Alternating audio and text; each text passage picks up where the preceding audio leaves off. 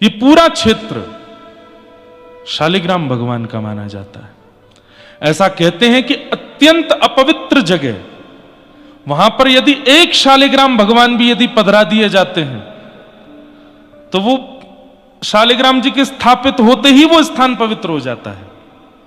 अत्यंत अशुचि स्थान जो पवित्र नहीं है, वहां पर शालिग्राम जी विराज जाएं तो वो स्थान पवित्र हो जाता है। कहते हैं अगर किसी स्थान पर 12 शालिग्राम विराजमान हो जाएं, 12 शालिग्राम यदि कहीं पर विराजमान हो जाएं तो 4 कोस तक, यानी कि एक कोस में 3 किलोमीटर, 4 कोस तक का क्षेत्र पवित्र हो जाता है 12 शालिग्राम विराजमान होने से। और यदि कहीं 1.25 लाख शालिग्राम विराजमान हो जाएं तो कहते हैं उस पूरे क्षेत्र के कीट पतंगा चींटी आदि कोई भी प्राण त्यागते हैं, सीधे वैकुंठ को प्राप्त होते हैं। 1.25 लाख की क्या बात चले, अरबों खरबों शालिग्राम है यहां पर जहां हम बैठे हैं। यहां आना ही बहुत बड़ी बात है। यहां जो आप श्वास ले रहे हैं, यहां जो आप शयन कर रहे हैं, यहां जो आप चिंतन कर रहे हैं, यहां जो आप खा रहे हैं, सब शालिग्राम भगवान से स्पर्श होकर प्राप्त हो रहा है। इसलिए इसको मुक्तिनाथ कहते हैं। यह मुक्तिनाथ का क्षेत्र है। शालिग्राम भगवान कैसे प्रकट हुए ये कथा भी लगभग सबको पता ही होगी, लेकिन दोहरा देते हैं। जलंधर नाम का एक राक्षस था। भगवान शिव के रोष से प्रकट हुआ था, क्रोध से। इतना तीव्र था कि उसको कोई सहन नहीं कर पा रहा था। तब समुद्र नारायण भगवान ने उसको स्वीकार किया, अपने अंदर समाविष्ट किया। और कालांतर में वो समुद्र से प्रकट हुआ, इसलिए वो समुद्र का पुत्र माना गया, जलंधर। लक्ष्मी जी उसकी बहन हुई। भगवान से लक्ष्मी जी का विवाह हुआ, इसलिए जलंधर भगवान का इनडायरेक्ट वे में साला भी लगता था। लेकिन भगवान पहले ही कह चुके हैं, शिव द्रोही मम दास कहावा, सोनर सपने हूं मोह न पावा। बहुत ध्यान से सुनते रहिएगा, एक एक प्रसंग, एक एक भाव। लक्ष्मी जी का भाई है, भगवान का साला है, समुद्र का पुत्र है, स्वयं महादेव के ही मस्तिष्क से प्रकट हुआ है, रोष से प्रकट हुआ है। लेकिन उसके मन में इच्छा प्रकट हो गई पार्वती जी के पातिव्रत को नष्ट करने की, और उसके लिए उसने शिव रूप धारण किया।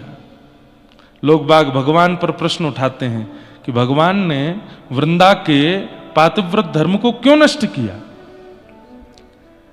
उससे पूर्व की कथा सुनना जरूरी है, क्योंकि जलंधर ने जो किया था वो पाप नहीं, वो महापाप की श्रेणी में आता है।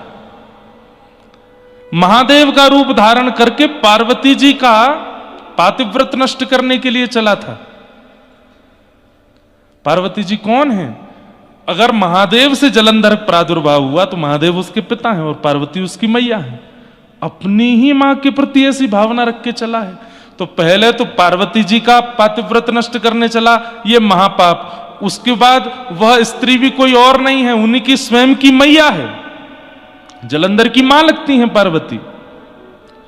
महा महा महा महा महापाप की श्रेणी में जलंधर पहुंच गया है।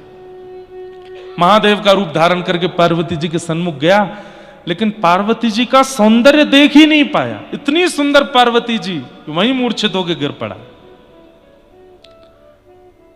पार्वती समझ गई महादेव तो नहीं है ये, मेरा सौंदर्य सब नहीं सह सकते, पर महादेव तो देवादिदेव हैं, उन पर किसी की सुंदरता का प्रभाव नहीं होता, ये कोई और ही है।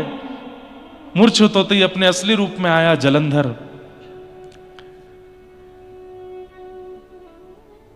देवताओं ने सोच लिया कि इसने बहुत बड़ा अपराध किया है, इसको दंड मिलना चाहिए। लेकिन तभी जलंधर के जीवन में आई वृंदा, जिनका पातिव्रत ऐसा था कि कोई भी देवता जलंधर का बालमाका नहीं कर पा रहा था।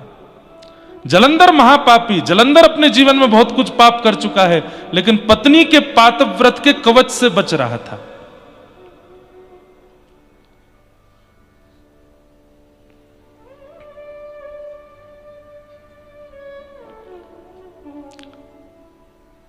ठाकुर जी को जब ये बात पता चली तो भगवान बोले ठीक है, ये काम हम कर सकते हैं।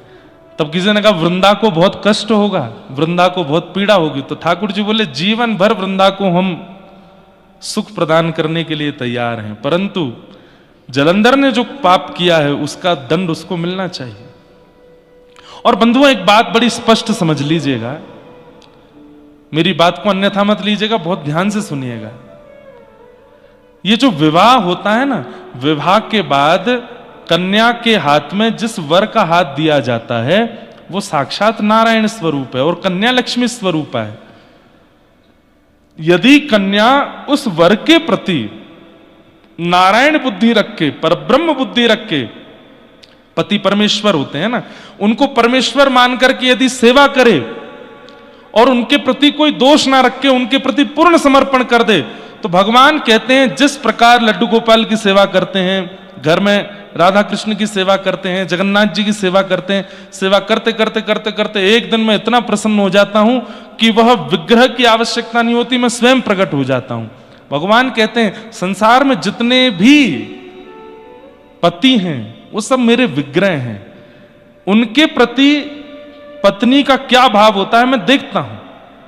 और जब मुझे लगता है कि ये पूर्ण समर्पण से बिल्कुल त्यागमय होकर के उसकी सेवा कर रही हैं, तब उस पति विग्रह को हटा के मैं आ जाता हूं, मैं ही उसको स्वीकार कर लेता हूं। पति विग्रह है, जैसे विग्रह की घर में सेवा होती है ऐसी सेवा वेवा कर दिया करो उसकी, उसके पांव दबा दो, उसको खाना पीना खिला दो, उससे प्रेम से बात कर लो। आजकल वुमेन एम्पावरमेंट वाले इसको बहुत गलत लेते हैं। क्यों पति क्यों नहीं कर सकता? क्योंकि पत्नी उसको लक्ष्मी जी नहीं मिलेंगी ना, आपको ही नारायण मिलने वाले। और इस बात का प्रमाण वृंदा की कथा। वृंदा का पातिव्रत ऐसा है, जलंधर के क्या वृंदा नहीं जानती कि जलंधर ठीक नहीं है? जानती है, लेकिन फिर भी पति है मेरे, और उस पातिव्रत का पूर्ण रूपेण पालन कर रही है। देवताओं ने जाके भगवान से कहा प्रभु आप जलंधर का रूप बना करके जाएंगे, संसार आप पर प्रश्न उठाएगा। भगवान बोले नहीं, पतिव्रता नारी के पातिव्रत का फल ही यही है कि विग्रह पति का अंतर्ध्यान होना और मेरी प्राप्ति हो जाना। और वृंदा को अब मेरी प्राप्ति होगी। और भगवान जलंधर का रूप धारण करके चले गए। वहां जलंधर युद्ध भूमि में था, बड़े बड़े बाण भी उसका बाल बाका नहीं कर पाते थे। क्यों? वृंदा का पातिव्रत। आज भगवान नारायण जब जलंधर रूप धारण करके गए और वृंदा ने जैसे ही देखा, बंधुओं पातिव्रत धर्म नष्ट हो जाता है। पति के अलावा किसी के प्रति प्रेम भरी दृष्टि से देख भी लो तो प्रेम भरी मतलब जिस दृष्टि से पति को देखते हैं उस दृष्टि से अन्य पुरुष को देख भी लिया तो धर्म नष्ट हो जाता है। अब सामने द्वार पर जलंधर के रूप में भगवान खड़े, और जैसे ही उसने देखा आप ठीक आप आ गए, रुकिए मैं थाल पूजा का लाती हूं, और उसी भावना से जैसे भगवान को देखा पातिव्रत धर्म नष्ट हुआ और जलंधर की मृत्यु हो गई। जब पता चला, अपने पति के सर को धड़ से अलग देखा, वृंदा ने तुम कौन हो? तुम मेरे पति नहीं हो। शंख चक्र गदा पद्मधारी श्रीमन नारायण प्रकट हो गए। प्रकट होकर के कहा वृंदा तुम्हारे पातिव्रत धर्म से प्रसन्न होकर मैं तुम्हें प्राप्त हो रहा हूं। लेकिन वृंदा का पातिव्रत ऐसा कि साक्षात नारायण सामने आ गए हैं, लेकिन फिर भी असुर बुद्धि वाला पति ही प्रिय है। अरे तुम्हारे पास हृदय नहीं है क्या? अरे हृदय की कोमलता कहां चली गई? नारायण बने घूमते हो, परमात्मा बने घूमते हो, मेरे पातिव्रत को तोड़ने के लिए आपने बिल्कुल भी यह विचार नहीं किया कि मैं कितने कष्ट पीड़ा में चली जाऊंगी। आपके पास हृदय नहीं है, पाषाण है। मैं श्राप देती हूं आप पाषाण हो जाओ। भगवान बोले हम पाषाण हो जाएंगे? तो भगवान को कृपा करने के बदले तुम श्राप दे रही हो, तो इस दंड पर हम भी तुम्हें श्राप देते हैं कि तुम भी झाड़ बन जाओ। और झाड़ काहे की बनोगी? बोले तुलसी की। हम बनेंगे शालिग्राम और तुम बनोगी तुलसी महारानी, तब भी तुम्हारा संग नहीं छोड़ेंगे। क्यों?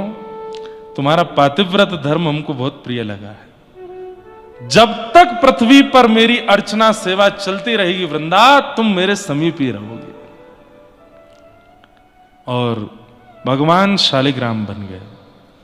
शालिग्राम बन के दामोदर कुंड में विराजमान हो गए। और ये पूरा शालिग्राम क्षेत्र है। शालिग्राम भगवान साक्षात नारायण स्वरूप माने जाते हैं।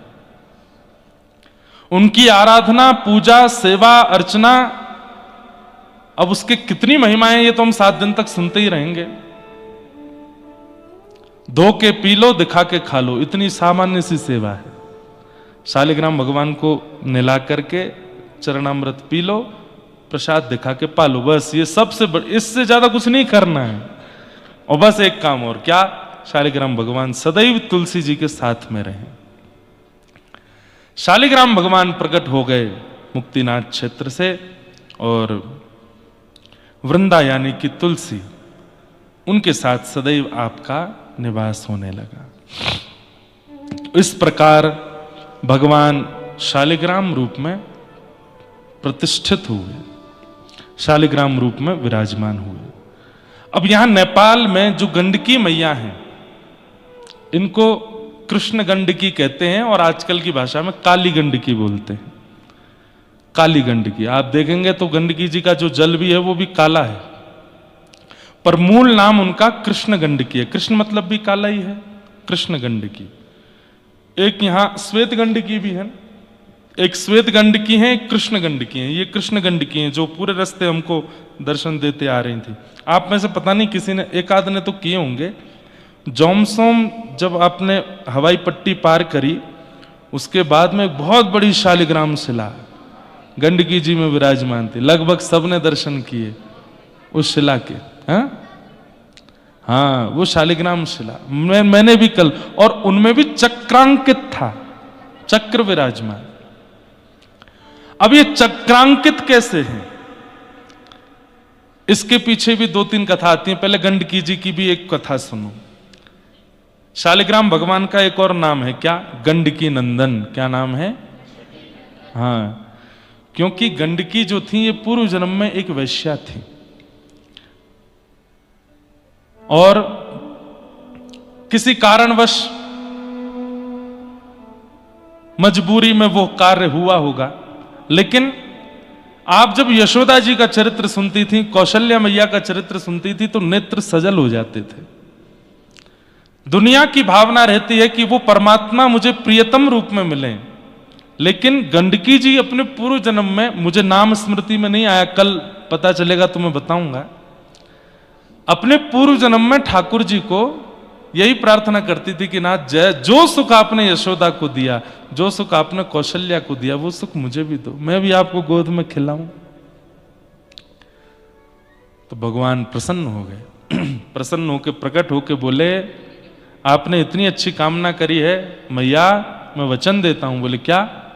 कौशल्या मैया के गर्भ से तो एक बार आए हम, देवकी मैया के गर्भ से तो एक बार आए हम, लेकिन आपकी गर्भ से हम बार बार प्रकट हुआ करेंगे।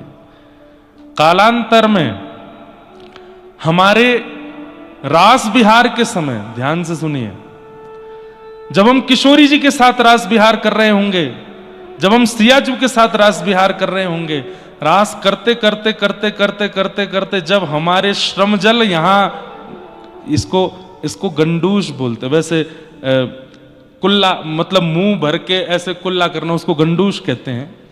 पर इस क्षेत्र में जब पसीना आवेगा, प्रश्वेत आवेंगे, और वो जब यहां से गिरेंगे, गाल से नीचे जो बिंदु गिरेगा वही आपका रूप होगा। गंड क्षेत्र से प्रकट हुई, इसलिए उनका नाम है गंडकी। भगवान के गालों से उनका प्रादुर्भाव है। ये वही है जो पूर्व जन्म में भगवान को कह रही थी कि हमारे लिए पुत्र बनो, और ठाकुर जी बोले हम आपके लिए पुत्र रूप में शालिग्राम बन के आएंगे, और मैया आपकी ही कल कल लहरों में हम झूलते रहेंगे, कभी इधर कभी उधर, कभी ऐसी झुलाती रहना हमको, हम आपकी ही गोद में रहेंगे। तो मैया की इच्छा पूरी करके यहां गंडकी मैया प्रकट हुई। भगवान के गालों से प्रकट हुई और प्रश्वेत का बिंदु है, पसीने के बिंदु, और उससे गंडकी मैया और इन्हीं के भीतर से शालिग्राम भगवान जो इनको वरदान दिया था उस भाव से। अब तीसरी कथा सुनो। एक राक्षस था, तो वो राक्षस हिमालय पर बैठ करके तपस्या कर रहा था। तपस्या का नियम है कि नारदो देव दर्शन से पहले नारद जी का दर्शन होता है। बहुत ध्यान से सुनिएगा। नारद जी महाराज प्रकट हो गए, नारायण नारायण नारायण, वरदान मांगो वरदान मांगो। उसकी आंख खुली, सीधे भागा नारद जी के पीछे। नारद जी बोले, अरे बड़ा विचित्र आदमी है भाई, पीछे क्यों भाग रहे हो? बोले, मैं तप कर रहा था, जिस कामना से वो कामना पूरी हो गई। बोले, क्या कामना है बताओ तो सही। दौड़ते दौड़ते ही पूछ रहे हैं नारद जी। बोले, मैं बहुत दिन का भूखा हूं, बहुत दिन से भूख लगी थी, तो मैंने सोचा दुनिया में जो सबसे सुंदर होगा उसी को खाऊंगा। आप मिल गए मुझको। नारद जी बोले, ओ भैया तेरे हाथ जोड़े, मुझसे भी सुंदर कोई है? नहीं नहीं नहीं नहीं, आपसे सुंदर। अरे देखो क्या सुंदर केश हैं आपके, क्या सुंदर आंख हैं, क्या सुंदर आपका अरे भैया तुम मेरे स्वरूप को भूल जाएगा, मैं तुझे ऐसा स्वरूप दिखाता हूं। बोले, कौन से? लेके गए उसको बद्रिकाश्रम, और वहां शंख चक्र गदा पद्मधारी श्रीमन नारायण विराजमान। बोले, वो देखो। जैसे ही उस राक्षस ने देखा, राक्षस ने कहा, बोले, हाँ ये तो आपसे भी ज्यादा सुंदर है, मेरे तो मुंह में पानी आ गया इनको देख के, अब मैं इनको खाऊंगा। जैसे ही भगवान को खाने के लिए दौड़े, भगवान बोले, रुक जा भैया, क्या कर रहे हो? बोले, मैं खाऊंगा, मैंने तपस्या की थी। पहले नारद जी बढ़िया लगे, उनसे बढ़िया आप हो, और आपसे बढ़िया दुनिया में कोई हो नहीं सकता। ठाकुर जी बोले देखो मैं तुमको रोकूंगा तो नहीं, तुम खाना चाहो तो खा लो, पर इतनी सारी सिद्धियां, योगनियां और देवी देवता मेरे चारों तरफ रहते हैं कि तुमने मेरे शरीर का स्पर्श भी किया ना तो जल के भस्म हो जाओगे, इसलिए खाना बहुत दूर की बात है। मेरी इच्छा कैसे पूरी होगी? मेरी तपस्या विफल हो जाएगी। नहीं तो बताओ तो इसको खाऊं। नारद जी हाथ जोड़े पीछे खड़े हैं। मुझे बताइए क्या कर सकता हूं? तो भगवान बोले, तुम चिंता नहीं करो। बोले, क्या कैसे होगा? बोले, तुम एक देखो, तप करके तुमने परमात्मा को ही खाने की इच्छा रखी है, तो ये अपराध किया है, और इस अपराध के कारण तुम एक कीड़ा बनोगे, और कीड़ा बन के तुम पहुंच जाओगे गंडकी में, और वहां जब जब मेरा स्वरूप तुमको मिलेगा, अनेक पत्थर होंगे उसमें, लेकिन और किसी में तुमको स्वाद ही नहीं आएगा। सबसे सुंदर शालिग्राम शिला, वो जैसी मिलेगी तुम उसको काटा करोगे, खाया करो, खूब प्रेम भर के हमको खाओ, बढ़िया सुंदर चक्राकृति बनाओ, गणेश आकृति बनाओ, शिव आकृति बनाओ, जगन्नाथ आकृति बनाओ, जैसे तुम्हारा मन करे खाते रहना। तो वही राक्षस कीड़ा बन के गंडकी में आ गया, और किसी पत्थर को नहीं खाता है वो केवल शालिग्राम भगवान के पास जाता है, और उनके भीतर जाके कहीं कहीं नृसिंह बना देता है, कहीं कहीं चक्राकृति बना देता है, कहीं पर राम दरबार, हमारे पूज्य मल्लुपीठ वाले महाराज जी की सेवा में राम दरबार है शालिग्राम भगवान में, गणेश आकृति बन जाती है, शिव आकृति बन, ऐसे आकृतियों से युक्त सुंदर सुंदर शालिग्राम भगवान की सेवा भी करता है और अपनी पेट पूजा भी करता है। एक ये कथा, इसलिए चक्राकृति बनती है। और एक बड़ी अद्भुत कथा, यहां नेपाल में एक स्थान है त्रिवेणी घाट। वहां त्रिवेणी घाट को कहते हैं कि यहां पर गजेंद्र त्रिवेणी धाम, वहां पर घाट और धाम एक ही बात नहीं हुए? अच्छा, तो वहां पर गंडकी मैया है ना, हाँ, तो नदी के तट पे तो घाट ही हो जाता है। तो त्रिवेणी धाम में किसी कल्प में गजेंद्र मोक्ष की लीला हुई थी, और कहते हैं कि जैसे ही वहां पर श्रीमन नारायण भगवान प्रकट हुए और गजेंद्र मोक्ष की कथा आपने सबने सुनी है, नहीं सुनी होगी तो हम थोड़ी थोड़ी सुनाएंगे। गजेंद्र का उद्धार करने के लिए जब भगवान ने सुदर्शन चक्र को छोड़ा है, तो यहीं त्रिवेणी धाम पर उस सुदर्शन ने गजेंद्र के पैर को मुख में लिए बैठे ग्राहक के मुख को विदीर्ण किया और इतने क्रोध में आ गए सुदर्शन जी कि भगवान के भक्त को इतना क्रोध दिया, उनका वेग शांत नहीं हुआ और पूरी गंडकी चलते चलते चलते वो दामोदर कुंड तक चलते रहे। इस बीच में जितने भी शालिग्राम शिलाएं आईं, सबका सुदर्शन जी ने स्पर्श किया और उन सब में सुदर्शन आकृति प्रकट हो गई, इसलिए वो चक्राकृति शालिग्राम है। यह भी एक कथा बताई जाती है।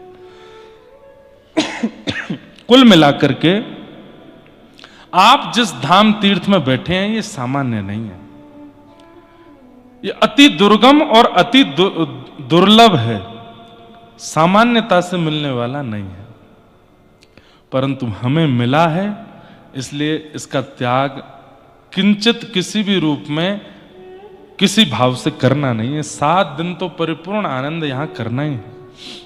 अब रही बात कल से आप लोग क्या करेंगे, कथा सुनेंगे।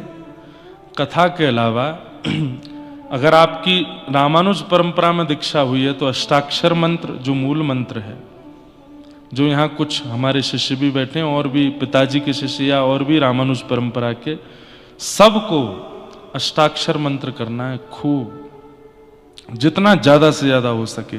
संख्या मत गिनिएगा। एक तो यहां पर अष्टाक्षर मंत्र करेंगे तो दुगुना हो ही जाएगा, अधिक मास में करेंगे तो उसकी फल कितना होगा उसका कुछ हम कह नहीं सकते। अष्टाक्षर मंत्र उनको करना है। बाकी जो भी यहां आए हैं, आपके जो भी गुरु मंत्र प्रदान आपको गुरु के द्वारा किए गए हैं, उन मंत्रों का यहां पर खूब चिंतन करो, खूब जाप करो, गिनती करके नहीं, अनगिनत करो, यथाशक्ति करो, शक्ति से ज्यादा बढ़कर के करो। दूसरा नियम, ज्यादा से ज्यादा समय मौन रहिए। मौन का नियम मत ले लीजिए कि आप बोलो ही नहीं, किसी को इशारा वजह करो, फिर पता चली कल को सांस घुट रही है और आप ऐसे इशारा करो, वो क्या हो गया, अब वो सामने वाला नहीं समझ पाया, फिर क्या करोगे। कम बोलो, ये नियम ले लो। मौन का तो हम ले लेते हैं, बाकी आप लोग कम बोलने का नियम ले लो।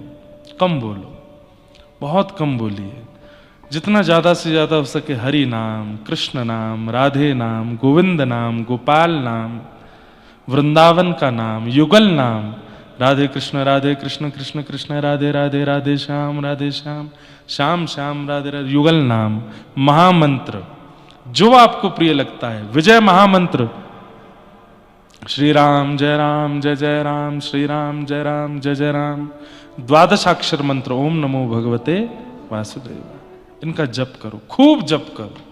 एक ही पकड़ लीजिए, उस एक को ही करना है 7 दिन तक। किसी किसी के मन में महाराज जी जब हम करते हैं तो कुछ और भी आता है, उसको भी कर लो। जब आलू की सब्जी बनी है, कोई चटनी परोस जाए तो उसको भी पा लो, बीच में खीर आ जाए तो वो भी खा लो, बीच में छाछ आ जाए तो वो भी पी लो। लेकिन इसका मतलब ये नहीं कि सब गुड़ गोबर नहीं करो, 2 4 ऐसे करके बढ़िया नाम करो। और गुरु प्रदत्त यदि हो तो सोने में सुहागा, उसको करिए। पर्वतों की थोड़ी ऊंचाई जहां बढ़िया लगे वहां आसन लगा के बैठो, बढ़िया सॉल वॉल पहन के कान वान बंद करके बढ़िया ध्यान करो, नाम करो, ध्यान करो। नेटवर्क तो आएंगे नहीं, यहाँ पे सिम ही नहीं चलेगी, चल रही है बहुत बढ़िया, इंटरनेशनल रोमिंग होगी, सब कुछ करके मतलब थोड़ा डिटैच रहो उस दुनिया से जहां पे हम रहते हैं। नहीं तो क्या फायदा, यहां आकर के भी वही सब कर रहे हो जो वहां करते हो, क्या फायदा। तीसरा, गजेंद्र मोक्ष, नारायण कवच या विष्णु सहस्त्र नाम, इनका पाठ करना है। मैं भी वैसे योजना आज बना लूंगा, नहीं तो हम ही कल कथा में बता दिया करेंगे। कल से तो कथा सुबह होगी, शाम का एक समय दे देंगे, वहां सब लोग पहुंच जाओ। वहां पहुंच करके बढ़िया सब लोगों को एक PDF मिल जाया करेगा, कभी नारायण कवच का पाठ करेंगे, गजेंद्र मोक्ष का पाठ करेंगे, गोपाल सहस्रनाम का पाठ करेंगे, राधा कृपा कटाक्ष का पाठ करेंगे, जो स्तुतियों का पाठ करेंगे, संस्कृत वद्य स्तुतियों का, अच्छा आनंद रहेगा यहाँ पर। और अगर हम नहीं बता पाए कल तो अपने आप कर लेना। तो वो सब भाव है, क्योंकि हम कुछ और भी खोजने आए हैं यहाँ पे, तो वो उसमें भी व्यस्त हो सकते हैं। ये सब आपको नियम क्रम करने हैं, और जाने से पूर्व सोच के समझ के पूछ करके, भाई लोग यज्ञोपवीत धारण करके ही आप शालिग्राम जी की सेवा कर सकते हो। यदि यज्ञोपवीत धारण नहीं करते हैं तो शालिग्राम भगवान की सेवा का अधिकार नहीं। इसलिए जब अधिक मास पूर्ण हो जाए उसके बाद यज्ञोपवीत कराइए, उसके बाद शालिग्राम भगवान सेवा करिए। शालिग्राम भगवान की सेवा में और क्या क्या नियम आदि सब होते हैं वो सब हम सब बताएंगे कथाओं में। माताएं बहनों को परहेज करना चाहिए। शालिग्राम भगवान की सेवा में सेवा की सब सामग्री आप प्रकट कर सकते हो। ठाकुर जी के लिए भोग आप प्रकट कर सकते हो, ठाकुर जी के लिए चंदन आप घिस सकते हो, ठाकुर जी के लिए कई शालिग्राम भगवान वस्त्र भी पहनते हैं तो वस्त्र आप बना सकते हो। पर स्पर्श करके सेवा का अधिकार हम पुरुषों को नहीं बोल रहे हैं, उसी को है जो यज्ञोपवीत पहनता हो। अब यज्ञोपवीत पहनने के लिए आपको गायत्री दीक्षा लेनी पड़ेगी। गायत्री दीक्षा जब महापुरुष देंगे उसके बाद ही यज्ञोपवीत होगा, नहीं तो सबसे सरल सेवा शालिग्राम भगवान की है। बस ये थोड़े नियम का पालन करना पड़ेगा, इसमें किसी भी प्रकार की छूट या कटौती नहीं है, ये करना ही पड़ेगा।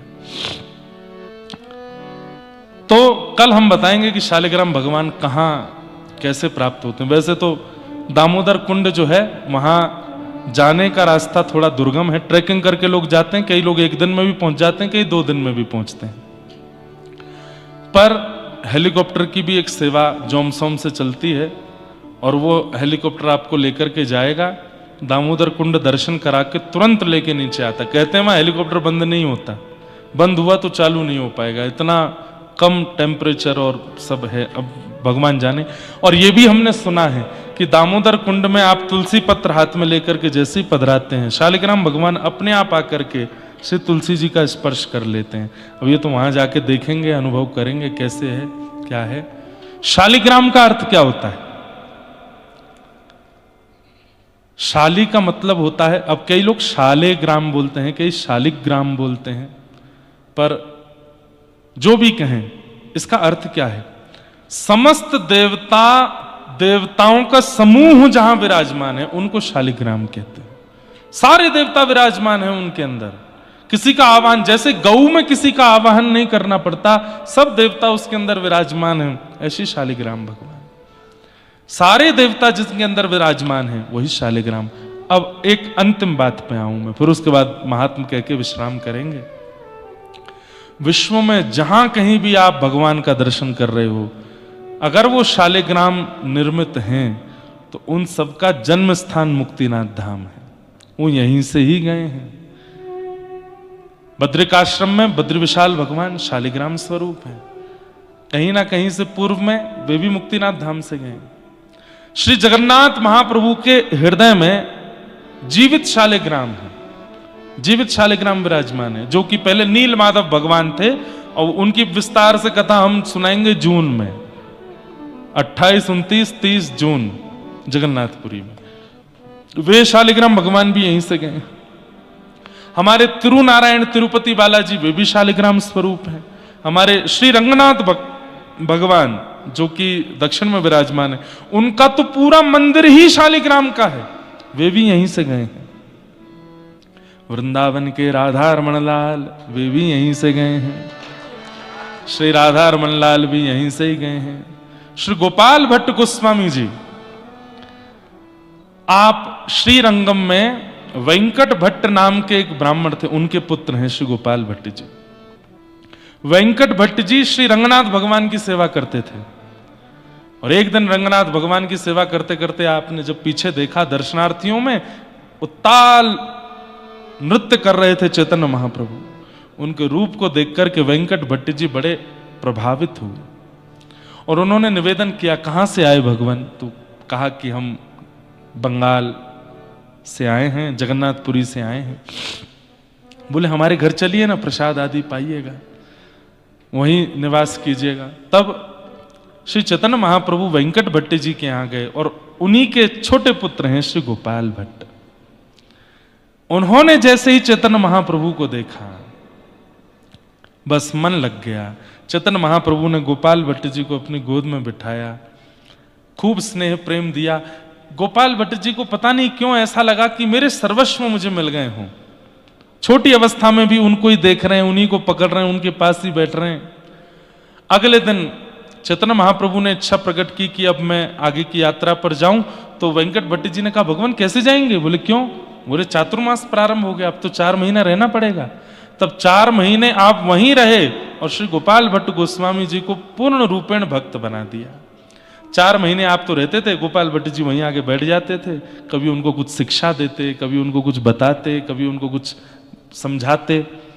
4 महीना बाद ऐसी स्थिति हो गई जैसे मां के बाजार जाने पर बालक रोता है, ऐसे श्री गोपाल भट्ट जी रोने लगे।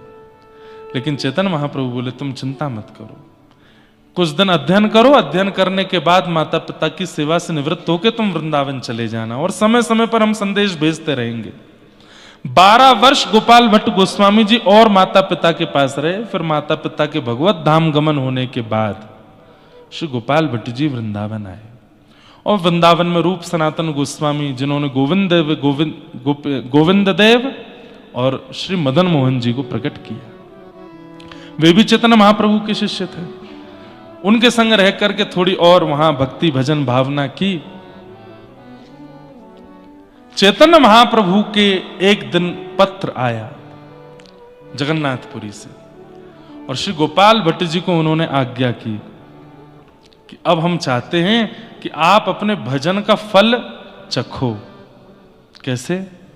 बोले अब वृंदावन से मुक्तिनाथ की यात्रा करो, श्री मुक्तिनाथ धाम जाओ और वहां जाकर के श्री मुक्ति नारायण भगवान का दर्शन करना।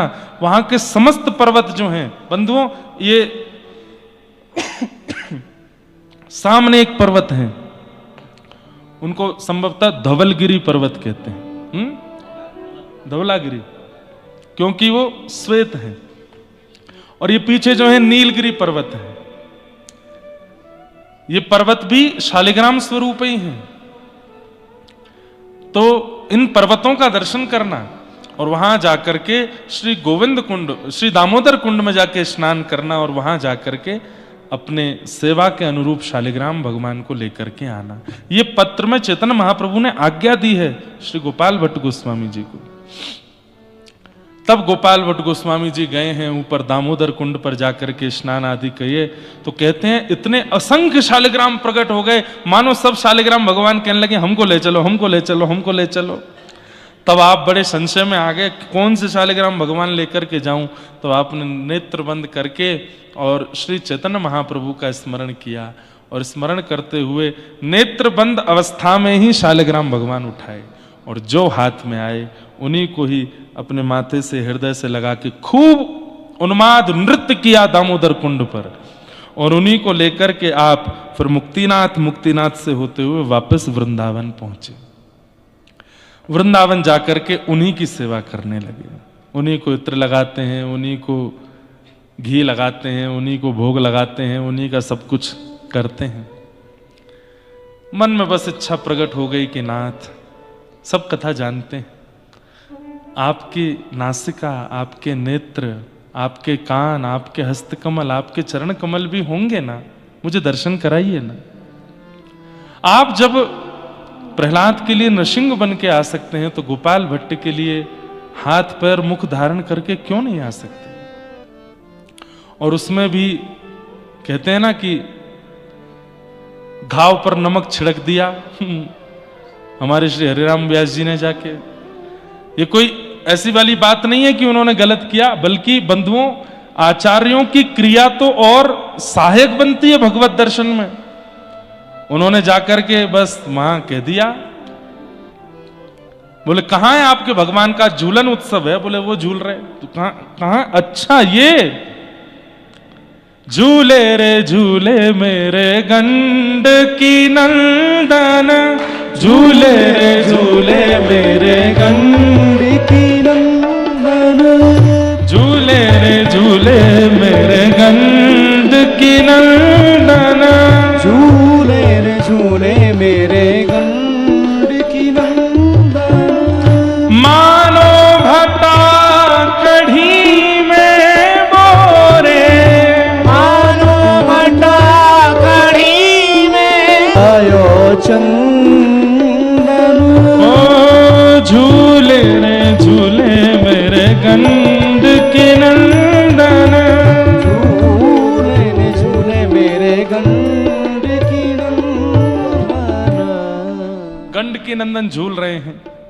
अब इन्होंने तो सही कहा, शालिग्राम भगवान गंडकी नंदन ही हैं, पर गोपाल भट्ट गोस्वामी जी बोले वृंदावन में सब राधा युक्त हैं।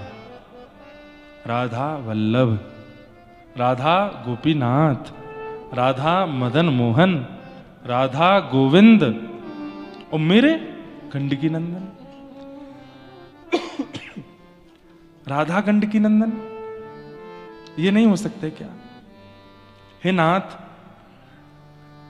आप गंडकी नंदन ही क्यों हो? आप भी कुछ राधा के हो जाइए ना। वृंदावन में सब राधा वर हैं, आप राधा वर कब होगे? बस इसी विरह में रात भर रोते रहे रोते रहे रोते रहे। प्रातः काल यमुना स्नान करके आए तो आसन पर देख रहे हैं कि जो चद्दर रात में उड़ाई थी शालिग्राम भगवान को, उस चद्दर के अंदर कुछ खड़ा। आहा,